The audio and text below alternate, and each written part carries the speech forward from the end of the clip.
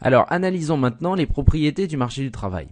Quand les individus sont libres de négocier le salaire qu'ils souhaitent entre les entreprises, bien sûr, et les ménages, et puis les quantités de travail qu'ils souhaitent offrir, le marché, par négociation libre et non contrainte, c'est-à-dire le marché, ce qu'on appelle le marché parfait, permet d'arriver à une situation d'équilibre dans laquelle un salaire réel est fixé à des quantités ici d'équilibre.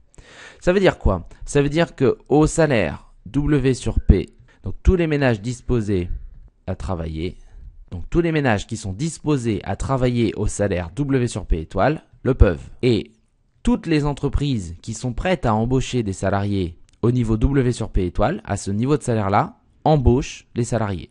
Ça veut dire qu'il n'existe pas, c'est le truc matheux pour dire il n'existe pas de chômage. Alors, certains, vous entendrez parler ou vous lirez qu'il peut exister du chômage volontaire. Qu'est-ce que ça voudrait dire le chômage volontaire? Ça veut dire que effectivement, les individus là, dans cette économie, à ce niveau de salaire-là, ils décident de ne pas travailler ça. Mettons L1, ici, vous voyez, ces quantités-là, ici, là, tous ces heures travaillées-là ne sont pas travaillées parce que les individus ont choisi de ne pas travailler autant, ils veulent travailler ça. Et donc on pourrait qualifier par exemple ça de chômage volontaire. Mais la notion de chômage volontaire, elle n'a pas trop d'intérêt. Personne ne parle de chômage volontaire, tout le monde parle de chômage involontaire. C'est-à-dire le vrai problème posé par le chômage, c'est une situation dans laquelle on aurait un certain niveau de salaire, des individus qui seraient prêts à travailler à ce niveau de salaire, mais qui ne pourraient pas travailler à ce niveau de salaire. Donc on aurait ce qu'on appelle du chômage involontaire. Le chômage, fondamentalement, c'est un chômage involontaire. Donc moi, je préfère parler de chômage et pas de chômage involontaire, c'est la même chose.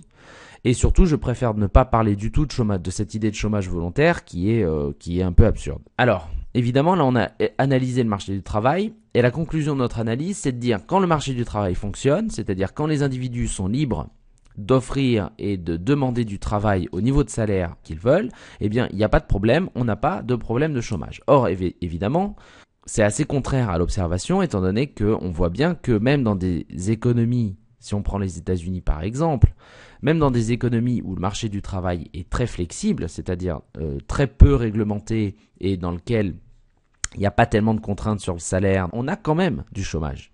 On a quand même du chômage structurel. On n'est pas en train de parler du chômage conjoncturel là. On a quand même du chômage structurel. Donc, comment est-ce qu'on fait pour réconcilier cette idée-là? Eh bien, en fait, il existe du chômage structurel à partir du moment où ce marché du travail dont on parle ne s'ajuste pas. C'est-à-dire, il existe du chômage structurel quand, effectivement, à un moment donné, le salaire qui se fixe sur ce marché-là n'est pas et ne peut pas tendre vers ce salaire d'équilibre W sur P étoile, ici, à la rencontre entre l'offre et la demande. Donc, le chômage structurel provient d'un déséquilibre du marché du travail. Et ça provient d'où ce déséquilibre? Ça provient d'un salaire réel, d'un W sur P, d'un salaire réel, qui va se fixer au-dessus du niveau de salaire réel d'équilibre. Il va y avoir un certain nombre d'explications, un certain nombre de mécanismes qui empêchent le salaire réel d'atteindre ce point et qui empêchent d'égaliser les quantités offertes et les quantités demandées, situation pour laquelle il n'y a pas de chômage. S'il y a du chômage, c'est que le salaire, pour une raison ou une autre, le salaire réel n'arrive pas à tomber si bas, d'une certaine manière, et se fixe à un niveau plus élevé. Si le salaire W sur P se fixe à un niveau plus élevé que W sur P étoile, que le salaire d'équilibre, qu'est-ce qui se passe? Eh bien, simplement, on va en prendre un, regardez, on va prendre un salaire qui est supérieur, vous voyez, il est au-dessus, donc il est supérieur au salaire d'équilibre, W sur P étoile. Qu'est-ce qui se passe? Eh bien, il suffit de regarder, donc à ce salaire-là, les quantités demandées par les entreprises, étant donné que le salaire est élevé, le coût du travail est élevé, et les entreprises sont prêtes à embaucher à ce salaire-là uniquement des travailleurs qui sont très productifs, à cause du calcul à la marge et à cause de la maximisation du profit. Des employés très productifs, il y en a moins qu'à des niveaux de salaire plus bas, et donc les entreprises sont prêtes à demander LD, cette quantité-là. Sauf que les ménages, eux, étant donné que le salaire réel est très élevé, plus élevé que le salaire d'équilibre, eux, ils sont très incités à proposer beaucoup de travail. Et donc, si on continue de croiser la ligne du salaire réel avec l'offre, pour regarder les quantités offertes, vous voyez, les ménages sont prêts à offrir ces quantités-là. Donc, au salaire W sur P, les ménages, eux, ils sont prêts à offrir tout ça. Évidemment, il y a donc un déséquilibre entre les quantités offertes et les quantités demandées, puisque ici, vous voyez que toute cette partie-là, c'est le surplus d'offres, le surplus de quantités offertes par rapport aux quantités demandées par les entreprises. Donc toute cette partie-là, mesure le chômage. Donc voilà pour l'explication analytique. Le chômage, il vient de là. Il vient de l'impossibilité du salaire réel à descendre à un niveau qui permettrait d'égaliser les offres et les demandes. Il existe du chômage, tout le monde ne peut pas travailler. D'où viennent les explications possibles à ce manque, ce problème d'ajustement du marché du travail qui créerait donc du chômage structurel. Donc il y a plusieurs explications qui permettent de montrer que le marché du travail ne s'ajuste pas, le salaire réel ne descend pas au niveau du salaire d'équilibre. Première explication qui est la plus évidente, le salaire minimum. Le SMIC en France, pas minimum, ça n'existe pas, le salaire minimum. En France, c'est le SMIC, par exemple, qui fixe donc un salaire minimum en dessous duquel vous ne pouvez pas descendre. Donc très simplement, vous avez donc votre demande de travail, votre offre de travail. Ici, vous avez le salaire d'équilibre qui permettrait de n'avoir pas de chômage. Ici, les quantités embauchées. Et évidemment, si vous avez un salaire minimum, un SMIC, ici, qui vous fixe un salaire réel, vous voyez. Et donc, dans ce cas-là, on a ces quantités demandées et ces quantités offertes. Et donc, on a tous ces individus qui sont prêts à travailler au niveau du SMIC et qui ne vont pas trouver parce que les entreprises, elles, ne veulent embaucher que ces quantités-là. Donc ça, c'est la première explication. C'est une explication qui ne fonctionne pas pour tous les types de travail. Alors, c'est une explication macroéconomique, c'est une des origines du chômage structurel, mais c'est une explication qui, en fait, se focalise sur un type d'emploi particulier qui sont les emplois faiblement qualifiés, puisque les emplois faiblement qualifiés ont une productivité marginale faible, et comme l'entreprise maximise son profit en égalisant productivité marginale égale salaire réel, en choisissant les quantités embauchées, de sorte à ce que la productivité marginale soit égale au salaire réel. Si votre productivité marginale est faible, ça veut dire que le raisonnement à la marge et l'optimisation des entreprises impliquent qu'on va choisir des quantités qui doivent égaliser la productivité marginale faible avec un salaire réel faible.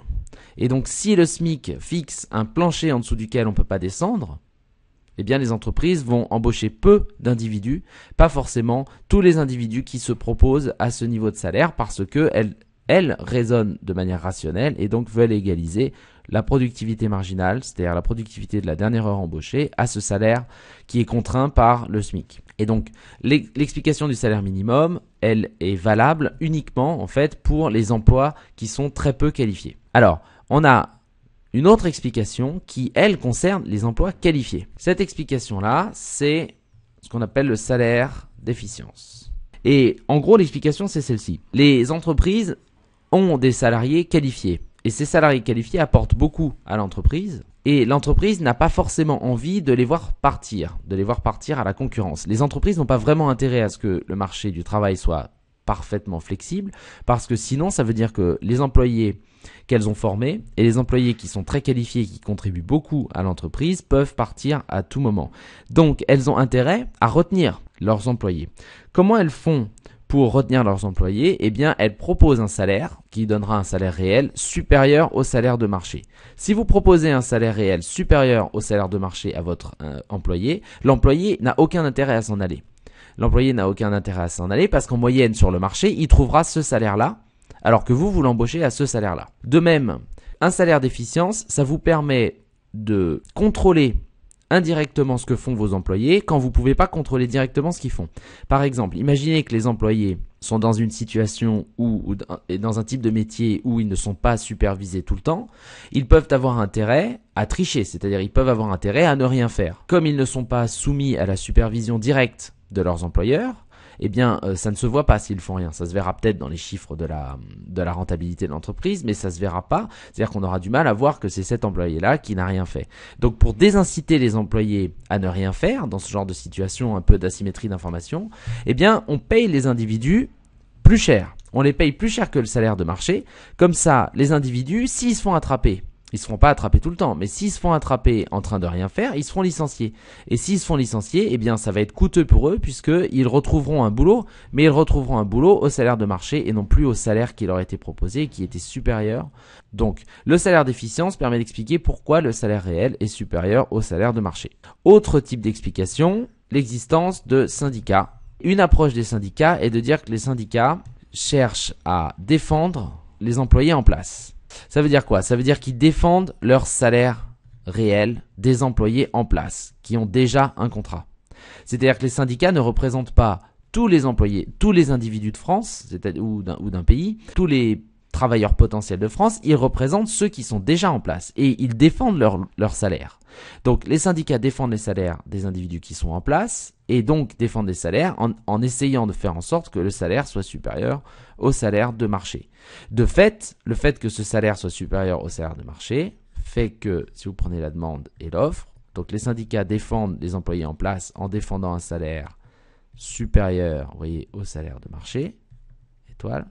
Et donc de fait, en protégeant les employés déjà en place, avec un salaire supérieur au salaire de marché, eh bien, il y a moins d'individus qui sont embauchés que d'individus qui pourraient être embauchés si les salaires pouvaient descendre plus bas. Si les salaires pouvaient descendre plus bas, les entreprises pourraient embaucher plus. Sauf qu'elles ne peuvent pas puisque les syndicats défendent les employés qui sont déjà en place. Ça nous donne une transition vers une analyse du marché qui s'appelle le modèle Insider-Outsider et qui explique en fait, qui généralise ce genre d'explication en expliquant que vous avez un marché du travail qui est comme ça et vous avez deux cercles en fait. Vous avez ici, on va dire, les insiders.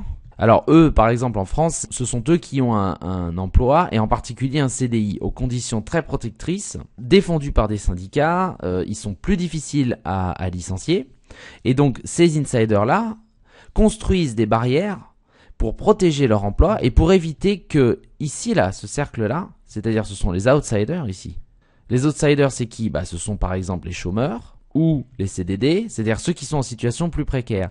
Eux voudraient intégrer les insiders, c'est-à-dire ils voudraient avoir un CDI et une protection du travail plus forte, mais ils ont du mal parce que les insiders sont en place et en étant en place arrivent à protéger leurs emplois et à négocier des conditions de sorte à ce que le salaire qui est le salaire réel des insiders soit supérieur au salaire d'équilibre. Et ce faisant, en protégeant leurs emplois, ça s'analyse comme si leur salaire était supérieur au salaire d'équilibre et on revient à cette explication, c'est-à-dire que il y a moins d'individus embauchés que on pourrait embaucher et il y a évidemment ce qu'on appelle un marché dual, c'est-à-dire une opposition, une segmentation entre une partie des salariés qui est très protégée et qui bénéficie de contrats très avantageux ou plus avantageux et une partie de précaires qui circulent, qui gravitent autour des contrats plus favorables type CDI mais qui ont énormément de mal à rentrer dans justement ce cercle des insiders.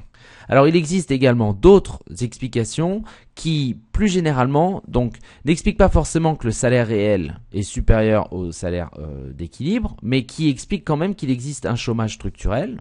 On a le problème de l'appariement. L'appariement c'est quoi? C'est l'association. C'est-à-dire que vous avez des marchés pour lesquels vous avez une offre de travail mais pas de demande ou une demande qui est ici. Par exemple vous avez beaucoup d'individus, par exemple je sais pas, imaginez vous avez beaucoup d'individus qui offrent leurs services, je sais pas moi, en plomberie, mais il n'y a pas de demande pour la plomberie. Et donc, vous avez des individus qui se sont qualifiés, qui ont une formation, mais qui ne rencontrent aucune demande de la part des entreprises. Et donc, ou alors vous avez le contraire, c'est-à-dire des entreprises, par exemple, du bâtiment, qui ont besoin d'employés en bâtiment. Donc, on a une demande d'ouvriers du bâtiment, mais par contre, il n'y a pas d'offre. Ou peut-être l'offre, elle est là. Ou peut-être qu'il n'y en a pas. Et donc du coup, on ne peut pas embaucher, les entreprises n'arrivent pas à embaucher, et donc vous avez de l'autre côté des individus qui sont qualifiés dans d'autres types d'emplois et qui ne trouvent pas preneurs. Donc le problème de l'appariement, c'est un autre problème structurel du marché du travail. Et vous avez enfin la dernière explication, qui est une explication plus simple, qui est ce qu'on appelle le chômage frictionnel. Oh là, qu'est-ce que j'écris? Le chômage frictionnel, et qui en fait, c'est simplement qui vous dit que on peut difficilement tendre vers un chômage zéro parce que il y a des décalages dans le temps, dans l'ajustement. Entre le moment où vous allez où vous allez quitter votre emploi et le moment où vous allez en retrouver un autre, il peut se passer du temps, c'est la friction. Et donc, il existe un chômage frictionnel qui fait qu'il y a toujours un niveau de chômage structurel. Même quand les salaires tendent vers même quand les salaires tendent vers les salaires d'équilibre, il y a toujours une friction, c'est-à-dire le temps pour lequel les individus vont retrouver un travail, pendant ce temps-là, il y a un temps minimum qui fait qu'il y a un certain niveau de chômage.